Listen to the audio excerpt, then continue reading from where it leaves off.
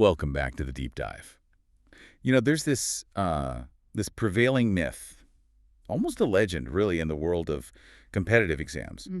It's this intimidating idea that if you want to crack the toughest nuts, like the UPSC Civil Services examination, you need to, I don't know, lock yourself in a windowless library. Right, surrounded by PhD theses and these incredibly dense academic journals. Exactly. And heavy tomes that smell like old dust. We have this tendency to overcomplicate what success looks like.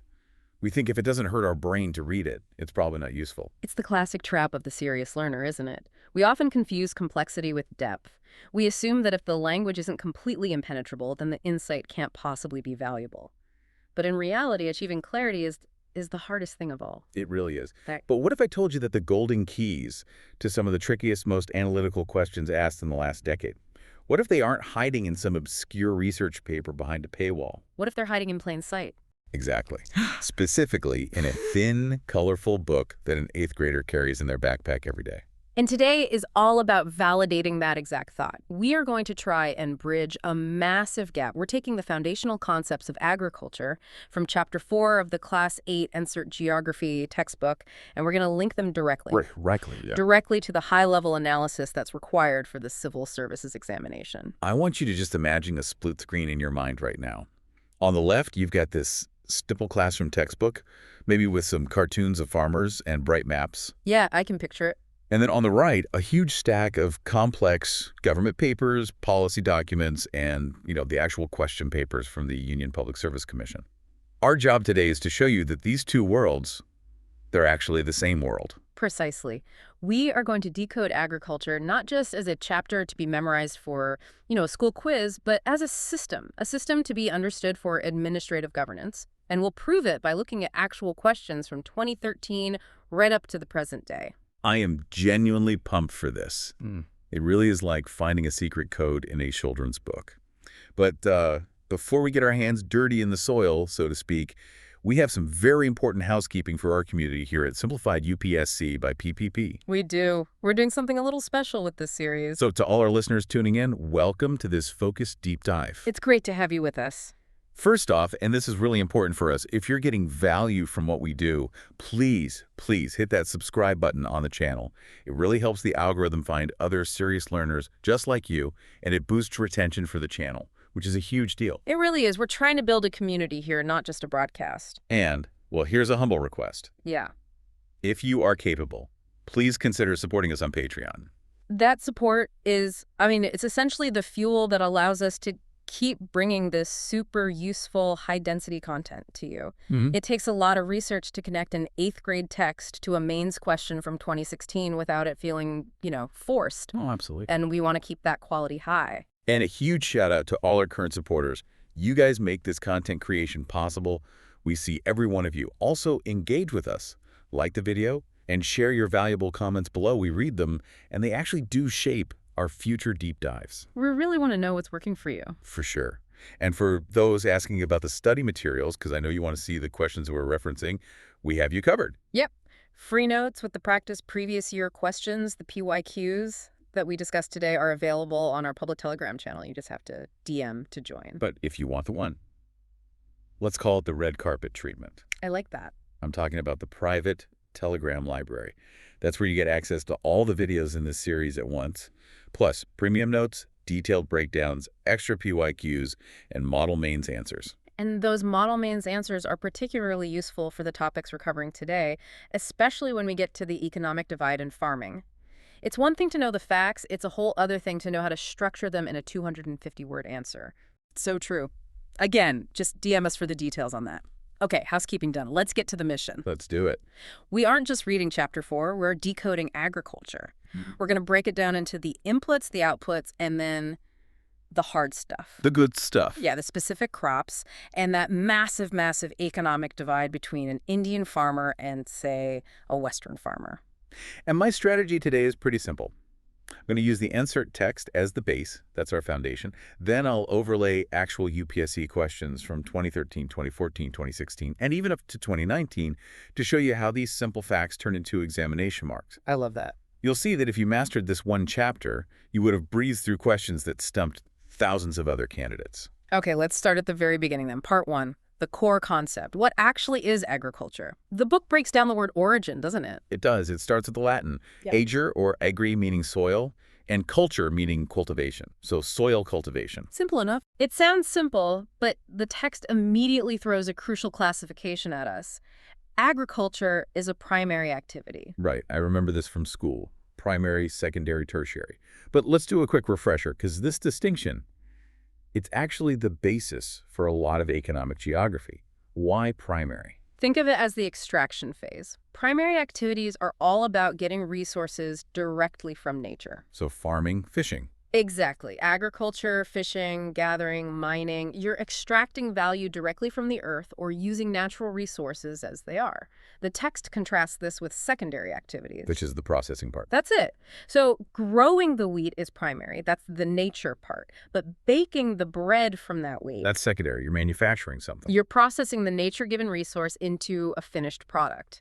Baking bread from wheat, weaving cloth from cotton, smelting iron from ore. That's the manufacturing sector. Okay, and then tertiary is Services? services, trade, banking, insurance, advertising, transport, all the things that support the first two sectors. It's the whole chain of value in the economy.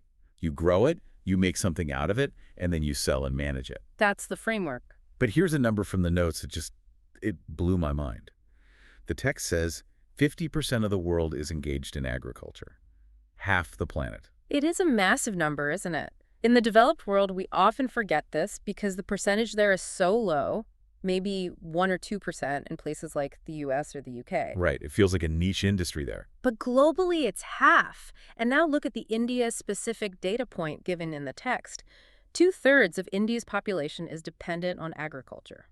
2/3. That's a staggering demographic fact. It completely changes the stakes. It explains why agriculture isn't just an economic sector in India, it's a political reality, a social reality. You just can't govern India without understanding that 2/3 statistic. You can't.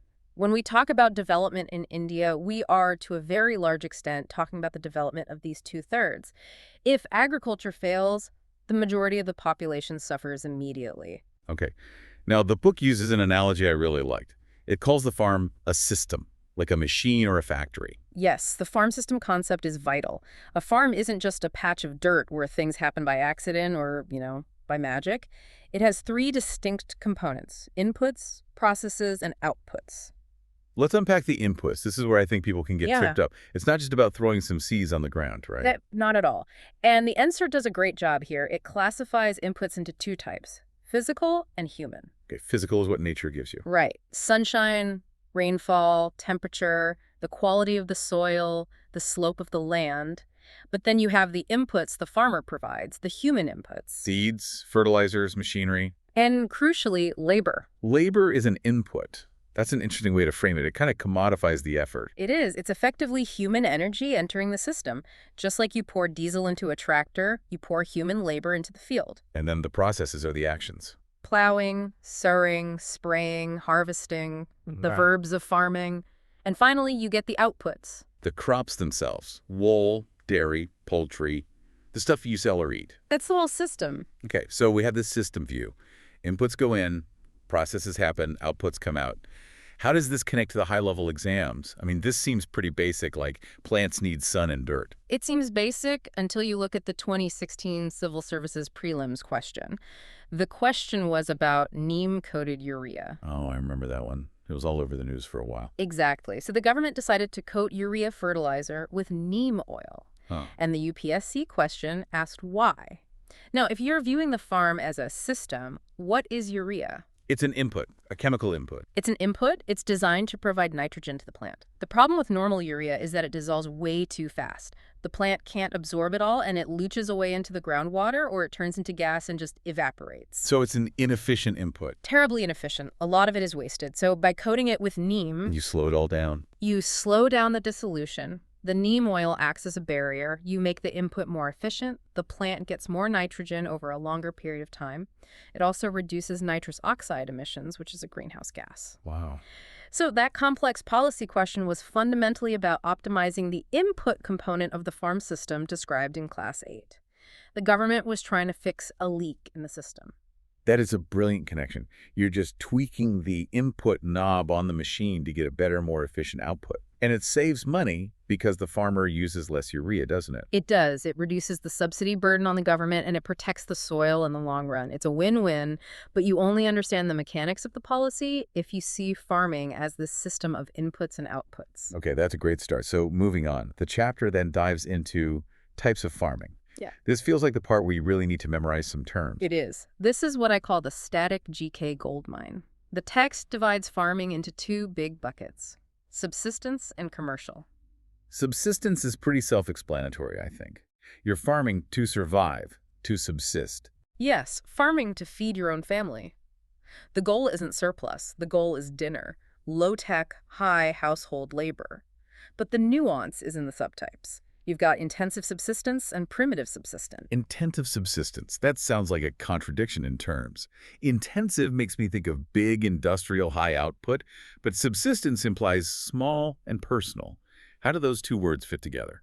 That is the paradox, and it's a great question. Intensive subsistence is what you see in the thickly populated monsoon regions: South Asia, Southeast Asia, East Asia. So places with a lot of people. A lot of people.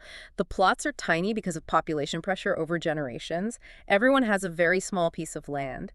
So how do you feed a family on a tiny plot? You have to work it intensively. Simple tools, but tons of human labor. Exactly. Every square inch is used. There's no wasted space. And because the climate, the monsoon climate mentioned in the text, allows for long sunny days and plenty of rain, they can often grow more than one crop a year on that same little plot. And the main crop is rice, I'm guessing. Rice is the king of intensive subsistence. It needs that water. Other crops are there too: wheat, maize, pulses, oilseeds. But rice is dominant. Okay, that makes sense. But then you have primitive subsistence. This sounds, well, older? It is. This category includes shifting cultivation and nomadic herding. Shifting cultivation. This is the slash and burn agriculture. And NCERT gives us a list of names for this. I feel like we need to issue a warning here. Memorize this list. Absolutely. This is a high-yield fact area. The text explicitly lists global names for shifting cultivation. It's almost a geography matching game waiting to happen in an exam. The UPSC loves asking which of the following pairs is correctly matched. Let's run through them. I'll give you the region, you give me the name. Let's start with Northeast India. Wyoming. You'll hear this term a lot in discussions about the Northeast. Yawing, okay. In Mexico? That would be milpa. Milpa. And Brazil? Roca. Roca. Okay, last one. Malaysia. Ladang. So you've got shrimming, milpa, roca, and ladang. Wyoming, Milpa, Roca, Ladang. I have to make that into a song or something later. Whatever helps you remember it. It's pure memorization, but it's easy marks if you know it. And why is it discouraged? The text mentions it's not exactly great for the environment. No, it leads to deforestation and soil erosion. The process is you cut down trees, you burn them, mix the ash with the soil for nutrients, grow crops for a few years until the nutrients are gone, and then you move on. You shift, leaving the bare land exposed. And vulnerable to the rain. Exactly. In a world where forest cover is shrinking, this method is becoming increasingly unsustainable. Okay. Then there's nomadic herding. Hmm. This paints a very specific picture in my head.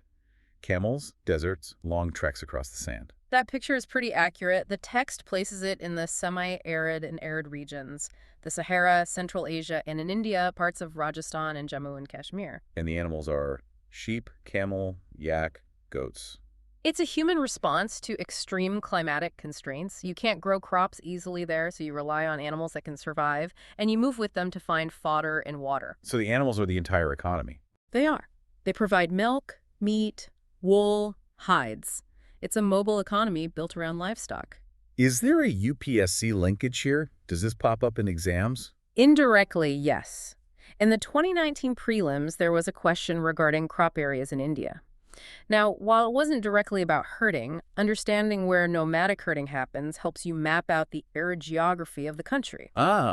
If you know a region is dominated by nomadic herding, you know it lacks the water for water-intensive crops like sugarcane or rice. It helps you eliminate options in a multiple-choice question. That's the classic process of elimination strategy. Use the Class 8 logic to rule out the bad answers. If there are camels everywhere, there probably isn't a paddy field next door. Precisely. Okay, let's flip the coin now to commercial farming. Right. The goal here changes entirely. It's not about feeding your family. It is all about sale in the market. It's about profit. And the methods change, too. Completely. You're talking large capital investment, heavy machinery, huge land holdings. The text mentions 3 types: commercial grain farming, mixed farming, and plantations. Let's start with commercial grain farming. Where does this happen? Think of the great temperate grasslands of the world. The prairies of North America, the steppes of Europe and Asia, the pampas of Argentina. These are massive, sparsely populated areas. Farms can stretch over hundreds and hundreds of hectares. And the constraint here is interesting. The text says, severe winters restrict the growing season. Which means they can usually only grow a single crop per year. The main ones are wheat and maize. Because winter comes hard and fast, you have one shot at a massive harvest. But because the land is so huge, even that single crop yields a massive tonnage. Okay, then there is mixed farming. I always like this concept. It sounds, well, efficient. It's very efficient. You use the land for growing food crops and for growing fodder for your animals and for rearing the livestock all at the same time on the same farm. It spreads the risk and uses the land year-round. Where is this common? It's common in Europe, the eastern USA, Argentina, Southeast Australia, New Zealand, and South Africa. Got it. And finally, plantations. Tea, coffee, sugarcane, rubber, bananas, cotton. This feels like a legacy of the colonial era. It largely is. Plantations are defined by a single crop focus. You don't grow 5 different things. You grow acres and acres of just tea or just rubber. A monoculture. A huge monoculture. It requires a large labor force and massive capital. Yeah. And crucially, it requires a well-developed transport network. And there's a specific UPSC question about this, right? Yeah. Regarding where industries are located. Yes, this is a fantastic link. 2014 GS1, General Studies Paper 1 in the mains. The question was about the factors affecting the location of industries. Plantations are a classic example. You often find the processing factory right next to the farm. Why? Is it because the product goes bad quickly? Exactly. Tea leaves lose their flavor and quality if they're not processed very quickly after being plucked. They start to ferment. Sugarcane loses its sucrose content within hours of being cut. It literally dries up and becomes less sweet. So you have to process it on site, practically. You do. These are what geographers call weight-losing or perishable raw materials. The industry must locate near the source of the raw material. That's a fundamental geographic principle. It's Weber's theory of industrial location, but it starts with understanding the nature of plantation crops in this chapter. So when you're reading about tea plantations in Class 8, you are actually prepping for a mains question on industrial location. That is wild. That is the deep dive approach. You have to read between the lines. If the book says a strict transport network is essential, you have to stop and ask yourself, why? Why is it essential? The answer often holds the key to a much bigger concept. Let's move to part 3, major crops. I'm calling this section the climate code, because for every single crop, the NCERT gives a specific recipe of temperature, rain, and soil. And this is a favorite area for the UPSC prelims. They absolutely love to describe a climate and ask you to identify the crop, or they'll give you a crop and ask for its ideal conditions. It's like a puzzle. Okay, let's start with the heavy hitter, rice, the stable diet for the tropical and subtropical regions.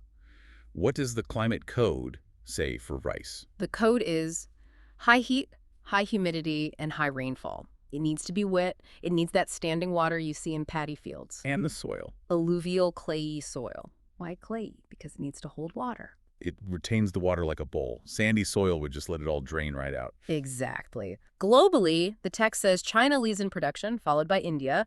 Other major producers are Japan, Sri Lanka, and Egypt. And the exam linkage for rice. 2019 prelims.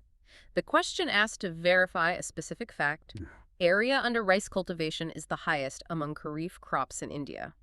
Now, if you know from this chapter that rice is the staple for the intensive subsistence regions, which covers a huge part of India, then it becomes an intuitive true. It does. You don't need to memorize the exact hectare count if you understand the sheer dominance of the crop in the Indian agricultural landscape. Okay, next up, wheat, the other big grain. The code here is a bit more nuanced. It needs moderate temperature and moderate rainfall during the growing season, but, and this is the key, it needs bright sunshine at the time of harvest. It has to dry out before you can harvest it. Correct. If it rains heavily during harvest, the whole crop can be ruined. And the soil needs to be well-drained, loamy soil. It absolutely hates waterlogging, unlike rice. Total opposite of rice in that sense. And the connection, 2013 prelims. They asked a question to distinguish between Kharif and Rabi crops. Wheat is the classic Rabi crop in India. The winter crop. Yes. It grows in the cool winter and is harvested in the bright sun of spring. Rice, on the other hand, is the classic Kharif crop, grown during the monsoon. Understanding that bright sunshine at harvest rule tells you it can't be harvested during the rainy season. Got it. Wheat equals winter Rabi. Rice equals monsoon Kharif. Simple. What about millets? I feel like we're hearing a lot more about millet lately. We are. The International Year of Millets was a big deal. These are also known as coarse grains. The climate code here is sandy or less fertile soil, low rainfall, and moderate temperature. So they're hardy. Very hardy. They can survive in conditions where wheat and rice would just die. The examples given are jowar, bajra, and ragi. Then there's maize, or, as it's known in North America, corn. The code for maize is moderate temperature, moderate rain, and lots of sunshine. It needs well-drained fertile soils. The text lists North America, Brazil, China, Russia, Canada, India, and Mexico as major producers. Okay, now here is one where the details really, really matter. Cotton. The text has a very specific number for this one. Yes, and if there's one number to memorize from this section, it's this one. It's the frost-free rule. The NCERT specifically states, cotton needs 210 frost-free days. That is such a specific fact. 210 days. Why? Cotton is incredibly sensitive to frost. A single frost event can completely ruin the boll, the part that contains the fiber, so it needs a long, warm, growing season. And bright sunshine is also essential. And what about the soil? I remember learning about this. Black soil, right? Black and alluvial soil are best. Black soil is particularly good because it retains moisture well, but it also creates these deep cracks when it's dry that help with aeration for the roots. It's often called black cotton soil or regur soil in India, found all over the Deccan Plateau. And for UPSC. Look at the 2013 prelims again. Cotton is identified as a Kharif crop. It needs that monsoon rain to start its growth, but then it needs dry, sunny weather for the bolls to burst open and be harvested. I see. And again, in 2019, there was a question that involved a comparison of the area under cotton versus the area under sugarcane. Knowing the specific soil and climate limits for each helps you estimate where it can and can't grow. Let's wrap up the crops with jute and the beverages. Jute is the golden fiber. Yes. The code for jute is high temperature, heavy rain, and a humid climate. Think tropical. Think the delta regions of West Bengal and Bangladesh. It essentially grows in areas that get flooded by rivers, which renews the soil every year. And its use is for bags, mats, ropes. Exactly. Bags, mats, ropes, carpets. But it's losing its market to nylon and other synthetic fibers because of cost. But it's making a bit of a comeback environmentally, isn't it? Because it's biodegradable. It is. There's a push for natural fibers again, which is helping jute. And finally, the beverages.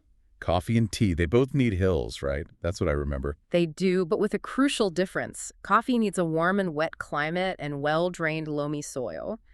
The text specifically mentions hill slopes are more suitable. Brazil is the leading producer, followed by Colombia and India. Okay, and tea. Tea is different. It needs a cool climate and high rainfall that is distributed throughout the year. This is for the continuous growth of tender leaves. But the absolute key for tea is the slope. Why is the slope so important? Tea roots cannot survive waterlogging. They will rot. So tea needs very heavy rain, which is required to grow the tender leaves, but the water must run off immediately. It can't stand in the soil. Ah, so that's why you only see tea gardens on hill slopes. You never see a tea garden planted in a flat paddy field. Never. The plant would die. And this connects directly to the general trends we see in UPSC questions. How so? You might get a question asking, for example, why tea gardens are concentrated in Assam or Darjeeling, but not in the flat plains of the Ganges, even though the rainfall might be similar. The answer is the slope factor. Water stagnation kills the plant. It's that simple. Okay, we have the science down. We have the climate codes cracked. Now, let's shift gears to the human side of things. This is where the chapter gets a bit narrative, a bit more like a story. It does. This is part 4, agricultural development. And the NCERT chapter ends with what it calls a tale of two farms. Right. And this is, in my opinion, the most critical section for the mains examination, specifically for GS Paper 3. It contrasts Munna from a village in India, Dilibad in Ghazipur district, UP, with Joe Horan from the USA, specifically Iowa. It's a case study, a narrative one. It really humanizes all the data we've just been talking about. Let's look at Munna first. Can you paint the picture for us? Munna has a small farm, about 1.5 hectares. And that number itself is so important because it captures the fragmentation of land holdings in India. 1.5 hectares. That is tiny. It's not a lot of land to support a family on. No, it's not. The text says he buys high-yielding variety, or HYV, seeds from the market every alternate year. He hires a tractor to plow his field, though some of his friends still use bullocks. This shows that he's in a transition phase, some mechanization, but some traditional methods are still there. And for water. He uses a tube well to irrigate, which he has to rent. He pays for the water. So he pays for water, he pays for seeds. And who gives him advice on what to plant or how to deal with pests? The text says he relies on friends, elders, and government officers. It's informal, it's word of mouth. He isn't looking at a data dashboard on a computer. No satellite imagery for Munna. Not at all. He also rears at least 2 buffaloes and a few hens to supplement his income. This is a form of mixed farming, a way to diversify and reduce risk. And the selling part. This is where the story gets really heartbreaking. It is. He sells his produce in the mandi, the market, which is located in the nearby town. But here is the kicker, and this is a direct quote from the text. Since majority of the farmers do not have storage facilities, they are forced to sell the produce even when the market is not favorable. Distress selling. He can't store it and wait for a better price, so he has to take whatever he can get because he needs the cash now, and he literally has nowhere to put the wheat. And you must connect this immediately to GS3 2014. The question was about the APMC, the Agricultural Produce Market Committee. The very existence of these mandis, the lack of storage infrastructure, and the exploitation of farmers due to this forced sale mechanism is exactly what the APMC Acts and the recent controversial farm reforms were trying to address. So the root cause of this major policy debate is laid out right here in a Class 8 textbook. It's all there. And what about E&M? Another great link. 2017 prelims. E&M is the National Agriculture Market. It's a digital solution, a pan-India electronic trading portal, designed to unify these fragmented mandis. So a guy like Munna isn't stuck selling only to the local trader who lowballs him. In theory, yes. He could theoretically sell his produce to a buyer in a completely different state who's offering a better price. It's an attempt to solve that market not favorable problem. So Munna's daily struggle is literally the blueprint for India's biggest agricultural policy challenges. Now, let's fly over to Iowa and look at Joe Horan in the USA. The contrast is it's stark. Joe has a farm that is 250 hectares. 250, that's what, over 160 times the size of Munna's farm? It's a massive difference in scale. He actually lives on the farm in a modern house. He grows corn, and he makes sure he has adequate measures to control pests that can damage his crop. But here's where the tech comes in. Okay. He periodically sends soil samples to a soil testing laboratory to check if the nutrients are sufficient or not. His computer is linked to a satellite, which gives him a precise picture of his field. Precision farming. Exactly. This helps him use chemical fertilizers and pesticides wherever they are required. He's not just guessing and spraying everywhere. He knows exactly which square meter needs nitrogen and which doesn't. He's a data-driven farmer. He is. And he uses tractors, seed drills, levelers, a combine harvester, and a thresher. He has automated grain storage and dispatch facilities to the market agencies. The text says it all in one line. He works like a businessman, not a peasant. That line hits hard. Businessman versus peasant. It's a fundamental mindset shift, but it's driven by scale, by capital, and by technology. Joe Horan represents the industrialized, capital-intensive model of agriculture. Munna represents the labor-intensive, subsistence, commercial hybrid model.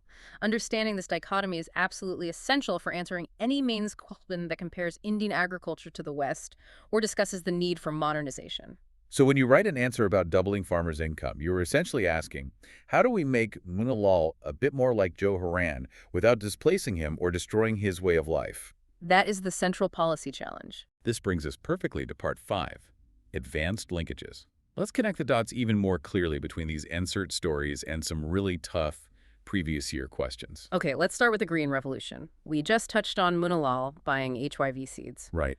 Now consider this question from 2014 GS1. Why did the Green Revolution in India virtually bypass the eastern region despite fertile soil and good availability of water? That's a great question. We just established from the climate code that rice the staple of the East, loves water. So why didn't the revolution start there? Well, the NCERT mentions all the inputs: fertilizer, water, machinery, seeds. The Green Revolution in the 1960s was focused very heavily on wheat, and it relied on massive irrigation infrastructure and mechanization. Things that Joe Horan has. Exactly. This model was a perfect fit for the Northwest, places like Punjab and Haryana, where land holdings were slightly larger and farmers had the capital, or access to credit, to invest in this new technology. The eastern region, though naturally water-rich, lacked the institutional credit, the consolidation of land, and the specific technology packages for rice at that time. So having the physical or nature inputs like the soil and water wasn't enough. You needed the human inputs like capital and technology. Precisely. The farm system was incomplete in the East at that point in time. The machine was missing some crucial parts. Okay, let's talk about food security. There is a "do you know" box in the chapter about this, isn't there? Yes, there is. And it defines food security as existing when all people at all times have access to sufficient, safe, and nutritious food to meet their dietary needs. Now, connect this to a concept from 2013 GS3, the Pink Revolution. Pink Revolution. That's meat and poultry, right? It is, but more broadly, it refers to the modernization of the meat and food processing industry. The question in the exam discussed the need to strengthen the food processing industry. Why? To move from just growing the food, which is the primary activity. Food processing it, which is the secondary activity. Right. So if Munna could process his tomatoes into ketchup or paste, he wouldn't have to sell the fresh tomatoes at the Mandi when there's a glut in the market. You've nailed it. It's about value addition. It reduces wastage, it increases the shelf life of the product, and it improves the farmer's income.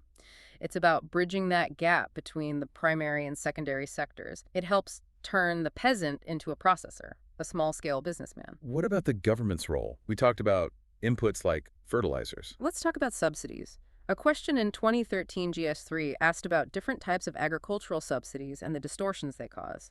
The NCERT mentions fertilizers as a key input. In India, the government heavily subsidizes urea. Which, as a result, leads to farmers using way too much of it, right? Correct. It distorts the input mix.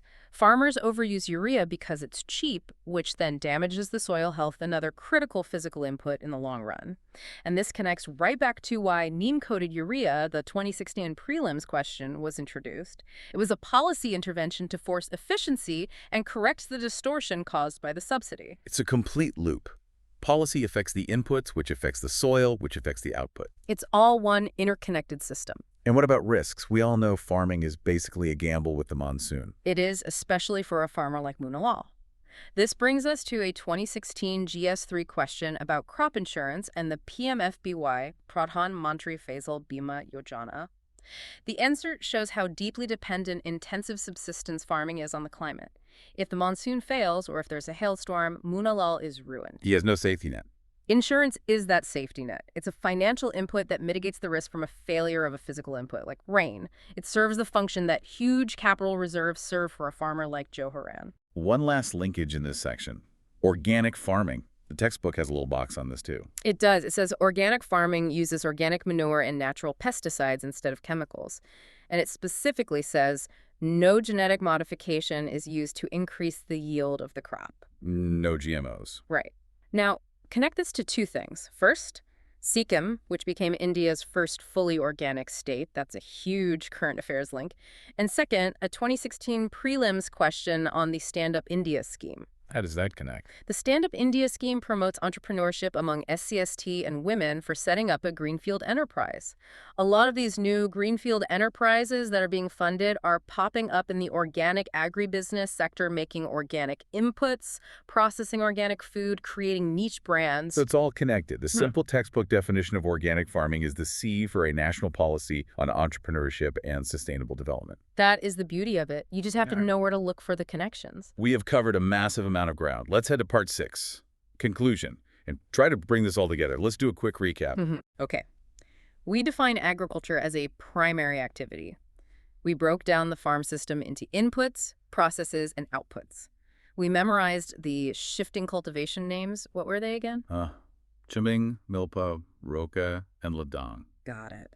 We cracked the climate code for rice, wheat, cotton, and tea, focusing on things like rainfall, sunshine, and slopes. And most importantly, we lived the lives of Munna and Joe Horan to really understand the massive agricultural development gap. And we saw how every single one of these seemingly basic points has been tested directly or indirectly by the UPSC in the last decade. Now, before we sign off, we always like to leave our listeners with a provocative thought, something to chew on after the deep dive is over. Okay, here's what I'm thinking. We spent a lot of time on that stark contrast. Joe Horan works like a businessman with satellites. Munna works like a peasant with his friends as advisors. But look at the 2025 Maize paper, GS1. It had questions about agri-tech, drones, and AI in the Indian context. Right, technology is exploding in rural India too. It's not just for farmers in Iowa anymore. So, here's the question. With the rise of the Uberization of tractors, where a small farmer can rent a high-tech machine via an app for a few hours, and the use of drones for spraying pesticides in Indian villages, are we seeing those lines blur? Will the Indian farmer of 2030 look more like Munna or more like Joe Horan? Or are we creating a completely new third model, a kind of digital present, a tech-savvy smallholder that the world hasn't really seen yet? That is a fascinating thought. Munna with a smartphone, an app, and access to a drone. The hybrid model. It might just be the only way to sustainably feed 1.5 billion people and raise farm incomes at the same time. Well, on that note, we are going to wrap up this deep dive. Thank you so much for sticking with us through the fields and the exam papers. It was a pleasure, as always. One last reminder, everyone, please subscribe to the channel. It really, truly helps us keep the lights on and this content flowing. If you have the means, please support us on Patreon. We appreciate every single one of you. And don't forget the Telegram channels. The free notes and all the PYQ linkages we discussed today are on the public channel. For the premium library with the organized videos, the detailed notes, and those model mains answers we mentioned, you'll want to join the private group. Just DM us on the public channel to get in. That's right. Like, share, and please leave a comment below telling us which NCERT chapter you want us to decode next. Until then, keep learning. See you in the next deep dive. Bye for now.